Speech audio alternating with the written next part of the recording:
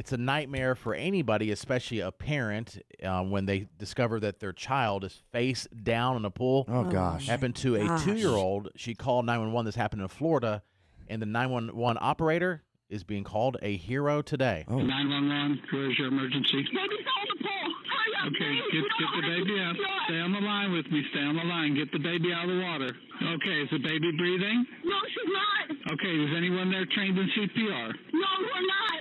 Okay. Please help. They're on the way. I'm going to tell you what to do, okay? Turn her on her side. We won't need water to drain out if she got any in there, okay? Put the baby flat on her back. I want you to take one hand, place it on the center of her chest between the nipples, and to press down to a depth of 1 inch, okay? We're going to do 30 compressions. And she did. The mother did. She was able to compose herself. The baby started breathing, crying, and Wow. is now in the hospital. Oh, my gosh. Critical condition, or serious condition, but they said all signs point to a full recovery. Oh, Wow. good. Wow. And how do they know? Probably not. How long she was missing oxygen? Because isn't that a big factor in the brain damage? Yes. When the football player, gosh, I forgot. Odell. DeMar Hamlin. DeMar Hamlin, yeah. DeMar. And when he was out, it was a big question: is he going to have brain damage? Because it depended how long his brain didn't have oxygen. Right, yeah. And so that, in every story I've read, it doesn't say, but it was an above ground pool. The kid, she's like 2 years old, and she climbed up the ladder, they think, when they turned for a second. That's a nightmare. And it's Florida, so it's warmer, and it was face down. I mean, we signed up Ezra, he had just turned 2 for the water safety classes. And in my mind, I'm like, oh, he's going to swim lessons. No, it's like they take him in. Part of it, they put you in all his clothes. He's like wearing a jacket and shoes, and they throw him into the pool. And I mean, they're trained. Not violently, No, but yes, yeah. because Like as if you fell in. if you fell in, because you think, oh, swimming, and that could happen too. People drown all the time just swimming, or you look away and your kid is in the pool and then something happens. But if you walk by the pool and the kid falls in, it's not going to be in their bathing suit. They could be in shoes and a jacket. That's hard to Yeah. swim. I mean, I would be nervous if I had all my clothes on trying to swim. Oh yeah.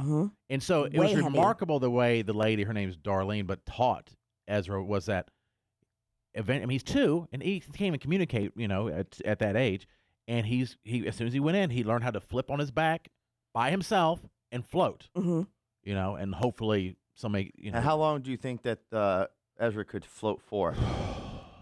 Like, how long is a typical? And then they were teaching how to swim to the edge of the pool. That's the whole thing. Float and then Get somewhere. and then turn and then swim to the edge of the pool. That's the goal. But at first it was just floating. How do they do that if you can't communicate? It's to me it's like a miracle watching it, because I'm like, how are you doing this? And they start, I think, as young as 6 months. So I taught infant swim lessons. I was certified long ago when I was a lifeguard. And yes, I wore a one-piece, Jason. Because I know that was the next question coming. Yeah. Wore my red one-piece, and I taught infants how to.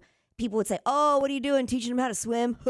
No, you're teaching them that specific movement and some of it is instinct. Right. Some of it immediately is that you just naturally want to float upside down, but it is trying to get them also maybe to be comfortable with blowing bubbles or to get the clear your airway. Right. And so it's not necessarily teaching, but showing. And then Yes. just repetitive, so that becomes second nature. Yeah, Oh, and the wow. teacher would talk to him. Yeah. So that, because they do understand a little bit, but there's even younger, they don't. But you're right. Like at first, it was underwater. He's like freaking out. Sure, And, yeah. and most of the time he was in his bathing suit. But God, he it was seems like freaking- it's traumatic at first. yeah. Yeah. And then and there's that stuff. But I've read all the stuff about it, and it's like people think that, but it's not. I mean, you're teaching them, and so. But then you're right, Kate. Like flipping the person so they know how their body gets used to that movement of rolling over, and then eventually they swim to the side. So can Ezra swim to the side? Yes. And then what do they hang on to the Hang side? on, and then hopefully there's a parent around or somebody around. But But- it happens, and they also all these classes. I understand these ISR classes. They also say get these safety fences. I mean, it's not just they want to do whatever it takes to make sure that they can limit infant drowning or just young kids drowning. And also to keep going with the swim lessons, because Yes. a lot of people think, oh, they'll be fine. They did the class when they were babies and Yeah. they know what to do. Nope. Keep the lessons going, because you can always become a stronger swimmer.